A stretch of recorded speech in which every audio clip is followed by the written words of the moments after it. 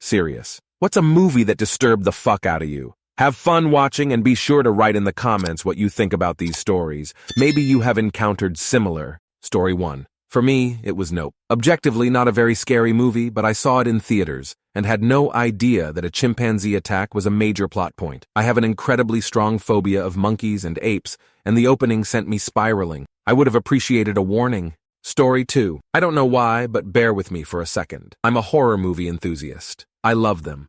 Always have. Since I watched it with like 10, and then Nightmare on Elm Street with 12, I was hooked. I imported some because they are only good when uncut. Mirrors gave me an unexplainable fear for mirrors at night for like 2 years, and for whatever reason, I watched every Ring movie in existence. The scene from fucking Scary Movie 3 weirded me out in a special way. I don't know why, but it has. Story 3. Okay, I have to answer this one. Sorry for my English. When I was like 15, I saw the movie called Split. Basically, it's about a guy with dissociative identity disorder who kidnapped 3 girls. The end of the movie, 2 of the 3 girls are dead and only 1 survive. And we found out that the one who kidnapped them just run out and literally nothing happened to him, IDKY. But that ending make me sick for days. Story 4. The ultimate winner here is David Lynch, Eraserhead. I made the mistake of watching this while high and tired. I did not touch cannabis for a year afterwards. This movie so fundamentally rewrote my synapses as to make me want to seek a psychiatrist at the time. There are scenes in that movie that are simply able to haunt you for years. Story 5. As a kid, I was flipping through channels and came to a movie where there was a kid sitting at his apartment kitchen table drawing a picture. When there's a knock at the door, the mom walks over and answers the door, then proceeds to have a bucket of gas poured on her and lit on fire. That was and is ingrained into my head, and I have no idea what movie it was. Story 6. Monster House. I was probably a preteen when I first watched this movie. I then saw it again as a teenager and as a young adult. Still freaks me the FXK out. IDK what it is about that movie, but it's just too creepy for a kid's horror movie. It was like this with Coraline too, but Monster House scared me more. Story 7. A Serbian film. Guys, I do not recommend anyone to see it. It's the worst movie you could ever watch, and the damage could stay with you forever. I saw people bring it always when talking about most disturbing movies, and I was curious enough to go watch it while ignoring all those who said, guys, don't watch it. I continue watching it, even though it was disturbing since the beginning, but I couldn't stop. I ended up feeling paralyzed, couldn't move my legs. My body was sweating, and I couldn't sleep for days. Please, whoever come across this shitty movie, just don't watch it. Story 8. The Human Centipede, especially the first one. Not a fan of body horror movies. Saw is a close second. Hits a bit too close home. I know what humans are capable of doing, so nope, will not watch again. The Blob, the 1988 remake, especially the scene in the hospital.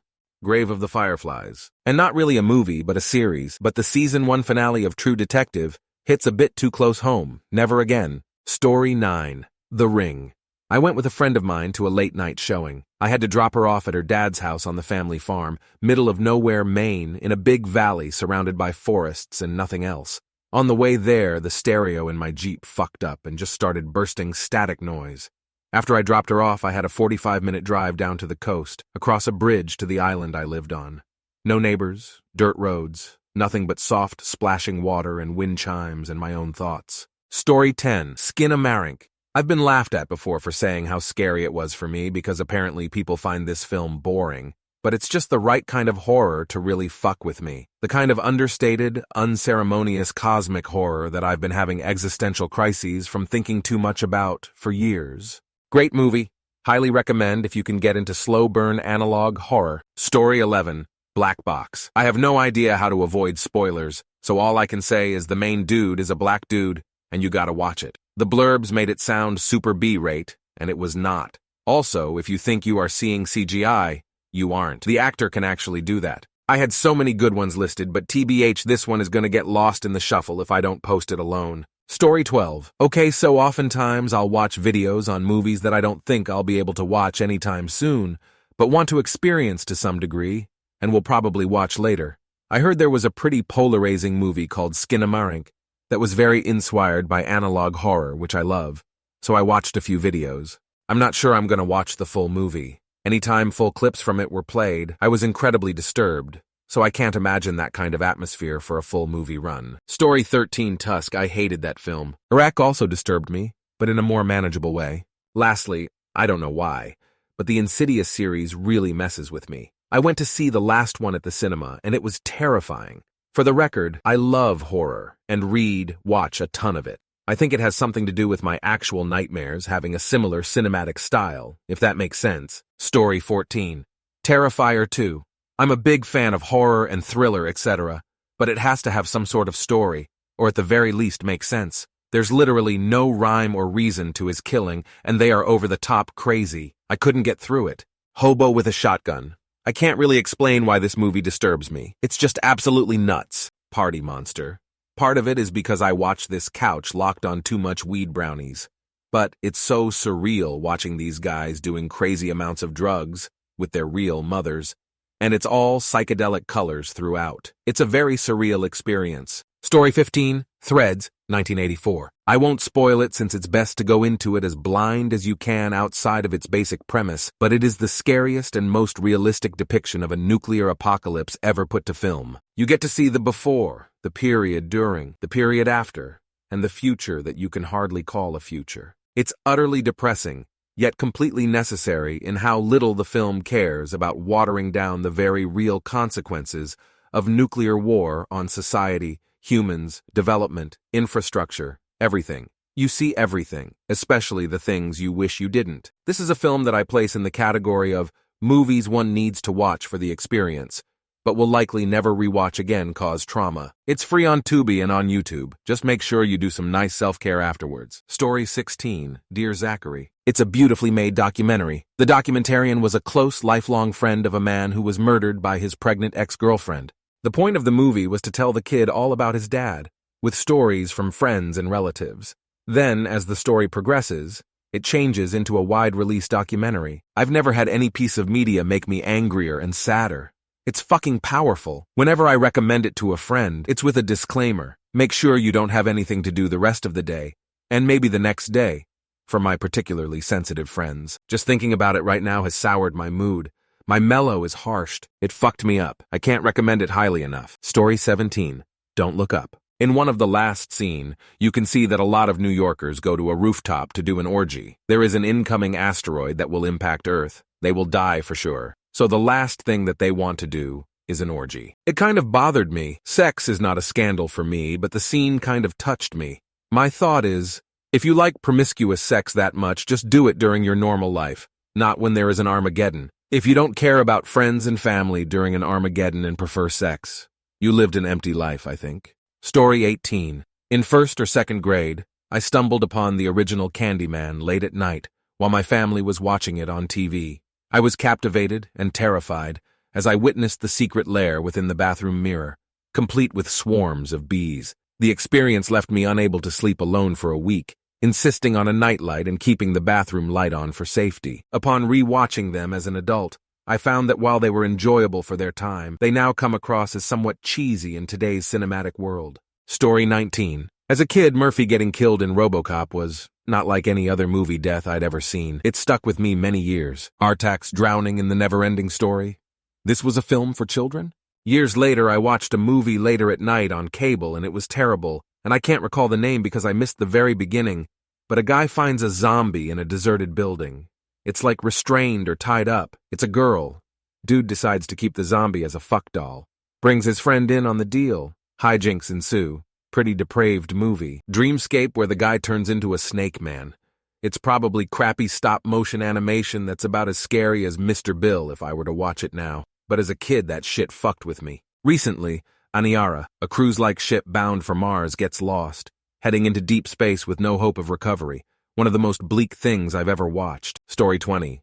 I was definitely upset by the more obvious answers like Come and See or Requiem for a Dream, but I was actually very shaken up by Trainspotting. That movie is rancid. There's a scene where a little baby dies due to neglect plus drug exposure, and I had to stop watching for a while to feel happy again.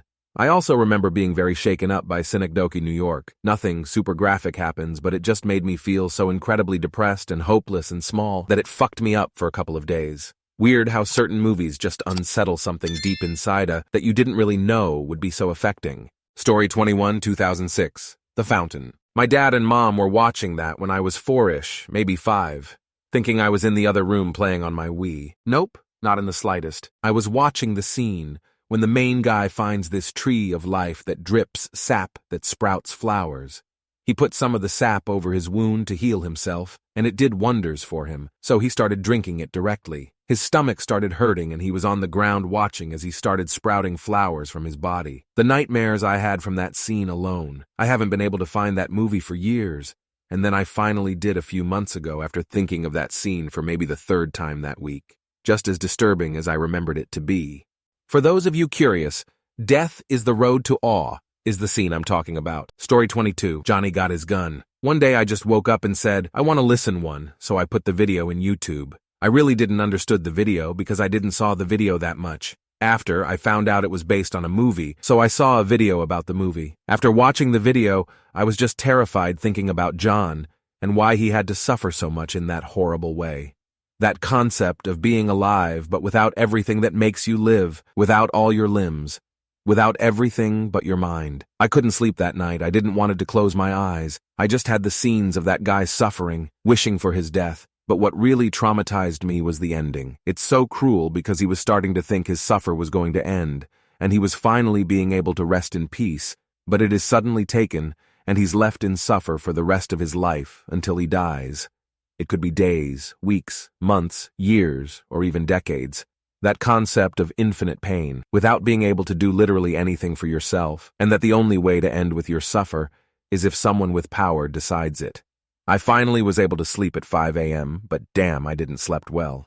I couldn't listen to that song for months, and that was difficult because Metallica is one of my favorites, or if not my favorite band. With the time, I was able to get over it, and I can proudly say that And Justice for All became my favorite album. I even have the CD. I'm sorry if my English is not perfect. I'm from Mexico, and well, obviously my natal language is the Spanish. Story 23, The Spanish Film Platform, 2019. It's about vertical prison where the food are distributed from top level to bottom, and every once in a while people will get shifted from one level to another. Soon after the movie turned into Bitter Part, where upper level have plenty food, and the bottom have nothing to eat anymore. One thing that disgusts me is the protagonist is protecting a little girl, where one of residents says something like, "Soon I'll eat her too." Cannibalism in film isn't too bothersome to me, but the delivery and the timing make my stomach grumble. About 15 minutes after the movie's end, I vomit on the side of pavement on my way back home. Story 24, a movie named Suitable Flesh. It was basically like a Freaky Friday horror movie. While the execution of the movie isn't great, the idea of a demon having the ability to switch bodies with anyone at will, and can even make it permanent, kinda messed with my mind a bit. It reminds of a creepypasta I read where a guy intentionally switches bodies with his girlfriend, and she has to live in his body years. Then at the end, after many, many years later, she wakes up back in her original body. But according to her, things were different. The ending of that had an eerie feeling to it. Story 25. I have no idea what movie it was. I saw it on late-night TV in the 80s. There was hellhounds. When they were puppies, they had some kind of control over the guy and made him put his hand into a running mower blade. Then, the guy runs over the evil woman with his car. Station wagon, I think. He looks in the mirror and she popped right back up. That's what creeped me the fuck out. But I was young. I would love to find that movie again, but so many 80s movies are gone forever. Story 26 Threads. If you don't know, it's a British made-for-TV anti-nuke film from the 80s that explores what would happen to the world and the people in it in the event of nuclear war. It gives one of the most realistic views on the consequences of nuclear war, basically saying that humanity is fucked.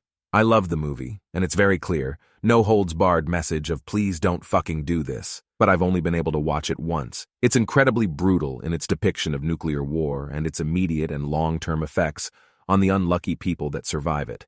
I would 100% recommend it to anyone, but it's definitely not for the weak of heart. Story 27, Phantasm. I was 7 years old. Our neighbor, 3 girls around 18, made me watch it. Then some episodes from The Visitors TV series, I think. This was around 1990.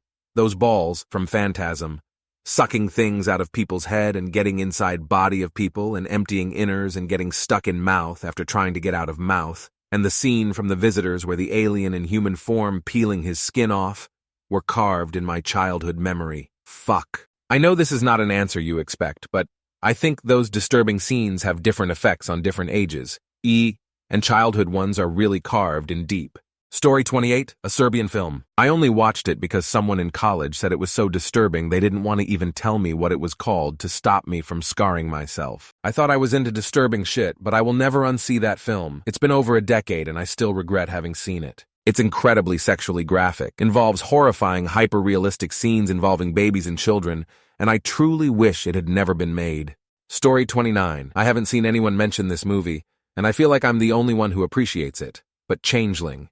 It's based on the real story of the abduction of Walter Collins, the Wineville chicken coop murders, and follows Walter's mother in her search for her son. Watching the killer of all those poor boys give his deranged last words and hang at the end was spine-chilling. It stuck with me for weeks when I first watched it. The whole movie stuck with me for a long time, as did the actual case it's based on, but Gordon Stewart Northcott's last words before his execution just truly chilled me to the bone.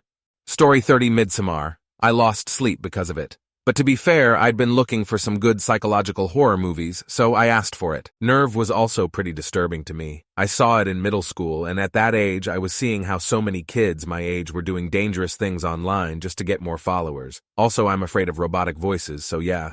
Story 31. Hide and Seek. For reasons that you wouldn't think, this has spoilers if you haven't seen it. Teal doctor at bottom. When I was a kid, about 10/11ths, 18/19ths years ago, I had seen this movie called Hide and Seek back when you just turned on the TV to watch whatever was on. It had Dakota Fanning in it when my mom was at work one day, so I was home alone. Not only did the storyline freak me out in a good way because I loved it so much watching the ending and how it blew my mind finding out that it was the dad all along, and just the knowledge that he didn't know it was himself because of a mental illness he had, it intrigued me, like something I'd never seen before. Well, that's not exactly what ended up freaking me out. As time went by, I still had the movie in the back of my head. Think about it sometimes. When people would ask me over the years, what's your favorite or a good wreck scary movie? And when I would reply with this one, people would respond with, never heard of it, or I don't know that one. I was like, okay, not a big deal. There is lots of people who haven't seen some movies, so I didn't think anything of it right away until it kept happening. You should look it up, I'd reply. Well, after a while of giving this response, I would search it myself to show them, and it was never there. I couldn't find the movie online anywhere, even just to show a picture of the cover art, and those I recommend would come back to me saying, I couldn't find it. I even searched it by the only actress I remembered was in it. It was just not there, like it had been erased from the internet and the world itself. Slowly, people would be questioning me about it, like, are you sure that's a movie? It got to a point where I stopped telling people about it and slowly forgot. But every once in a while, I'd just search it again just to see, but to no avail. The story stayed in my head for years. Dare I say it was an influence for my love of psychological thrillers. One day, not too long ago, about a year or so, I had forgotten about it for a while until my mom was talking about something that sparked a memory about it, and out of curiosity, I looked it up again. I had found it, and I was in shock, like, it does exist. Found the cover art, and where to watch, and everything, like it had always been there, and it was just crazy that for years, people and the internet had me believing I was crazy and made it up. You can now search Hide and Seek, and it comes up now. It came out in 2005, also has Robert De Niro and Amy Irving in it. It was just a crazy thing that happened to me. Telduct. I saw this movie as a kid once and only once. Never saw it again because when I would tell people about it, they didn't believe it existed and I couldn't find it online for years, so it gaslit me into believing I had dreamed it up. Storyline. Mom died presumed suicide. So dad and daughter moved to get away from memory. Girl finds out it was dad who actually killed her, but he didn't know, because he had severe mental illness where he literally was two personalities. Sweet dad / murdering feigned. Story 32 threads. It changed my perspective on nuclear war, the world and life forever. It took at least a week to be able to mentally recover to a normal level, but things will never really be the same after. You can never completely recover from it, because it brings out a true rational fear of something that can always happen at any time, and it's completely out of our control. It is also 100% guaranteed to happen at some point in the future, be it near or distant as long as nuclear warheads exist. After seeing this movie, you have a few options. You can either live in a somewhat heightened state of worry, anxiety, try not to think about it and try to live normally, be at peace with death, live in the moment and decide to embrace whatever the future holds. Move to New Zealand or some country that is likely to survive the apocalypse. Story 33-2. 1. Drag Me to Hell. The scene where the boy just gets pulled down, and then the one where she falls and the train is passing over her and she is getting pulled down. Just thought of an express train to hell and the way it happened creeped me out. To The Big Short. It really did disturb me in a big way. It's obviously exaggerated, but just the thing the banks did. They literally calculated the bubble burst, the loss of jobs, income, financial stability in the world, and they said, F it, we ball, and let it all happen. To then know the American government would then bail them out at the expense of the taxpayers who had just been hit by their deeds, bro. And nobody could do anything, because you can't let the banks fail, or society would crumble, or possibly just be replaced by the same institutions by different names. And then at the end, the thing about the water, it legit freaked me out. I think about that stuff all the time now. How the people that lead these institutions, the people that are in office, the people protecting us, nobody cares. They just want money. And now you see the rise of AI, and you can call them idiots. Tell them AI isn't there yet. They don't care. If they can avoid paying one person a yearly salary with benefits on top, they'll do it in a heartbeat. Union ain't gonna protect you. They're in a group chat with the head of operations for the NW sector, who would sell the union rep out if it put them in better standing with the company. It's all terrifying. There's no safety net. You're either on the tightrope or under it. Story 34. I may get laughed at for this, but as a child, my older sister watched The Grudge American remake, and it scared the life out of me. Then I watched the second one thinking that was a great idea. To this day, I'm a 31-year-old man, and I still get conscious peripheral terror when I see something that isn't there. I absolutely cannot be in a closet with a closed door, absolutely not on going anywhere near an open attic door, and I am physically incapable of washing shampoo out of my hair with my head tilted back. I have to be tilted forward. That series literally scarred me for life. Thanks for watching. What stories do you have? Share them in the comments. It will be very interesting to read.